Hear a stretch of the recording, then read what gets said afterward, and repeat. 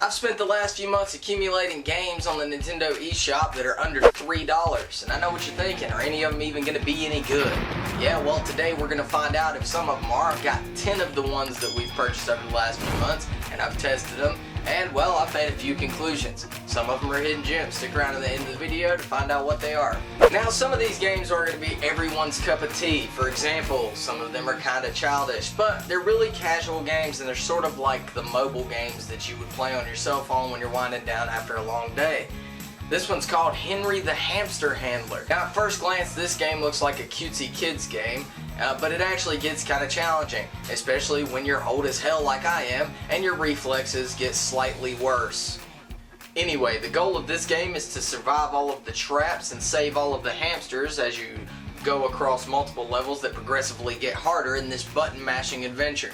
Now, like I said, it's kind of kidsy, it's kind of easy, but it is a casual game, and I gotta say, for 90 cents on the eShop, you can definitely find some time to play this, and you're not in it if you hate it.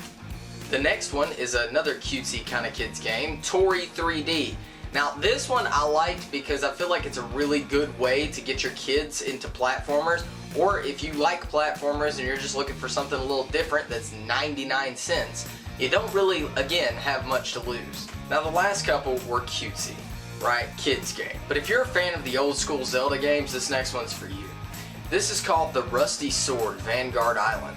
Now, this one has very inspired Zelda-like features. But if you're into an adventure game and you want to get into one for cheap, or you've played all the other ones and haven't heard of this one, this is perfect because I picked this up on the eShop for 99 cents, and I gotta tell you, I was pleasantly surprised by the quality of the gameplay and the level design. Okay, we've been nice way too much. Let's get into some of the crappy ones. These are the ones you don't want to buy. Christmas Racing. This one's not even fun. Seriously, don't get it for even your kids. Get them Henry the Hamster Handler, or get them Tori 3D. This game sucks and it's not worth 5 cents, much less 90. A frog game. Nope. You just hop back and forth from lily pad to lily pad trying to catch flies. It sucks, the controls suck, the gameplay sucks, it's not fun, it's very boring, I'd rather watch paint dry. Pocket Rockets. Now, I'm pretty sure this was a mobile game, but it's okay if you're into like the Flappy Bird style kind of casual mobile games, but it's really challenging. It does get hard. You can't crash the rocket, and plus, come on, look at the name. It's Pocket Rockets. I mean, it's definitely. I would recommend this one because it was only 99 cents. If you can get it at that price, and you're just looking to expand your digital library, or you're looking for something to just kind of flip to once in a while when you get burned out on the other larger titles, then this one works out. Now, the next one's one of the more expensive ones on the list, pushing up towards that $3 mark. Coming in at $1.99, we have Cyborg Invasion Shooter 3. Do not ever, and I mean ever, purchase this game. It's so bad. And I know what you're thinking, Mark, what did you expect for $1.99? Well, I expected more than that. Henry the Hamster Handler will provide you with way more fun for half the price. First of all, I have a lot of grievances with this game. I don't know who would have put this on there and thought this was a good idea. It's just terrible. There's no bullets traveling out of the gun when you shoot the robots. The level design is just poor. The gameplay is really not even fun, and the mechanics and your character's movements are just terrible. Just don't pick it up. But what really concerns me is that this is number 3, and I can't believe that anyone would have played the first one and the second one and asked for a third one. And that may not have been the case. Maybe the devs were just like, oh yeah, let's make 3 of these shitty games. Woo! Don't buy it. Alright guys, if you're a fan of tower defense games, this one's for you. It's called Steampunk Tower 2. Oh, and I didn't know it. Now pay attention. Anyway, I'm not a big fan of tower defense games, so I can't really recommend what's good and what's bad. However, I am going to say that I did play this one. I've played all the games on this list, and it's okay. It's pretty fun if that's the kind of game style that you're into, just enjoying the steampunk kind of apocalyptic background and moving the guns around on the thing and shooting the little guys as they march up. It's okay.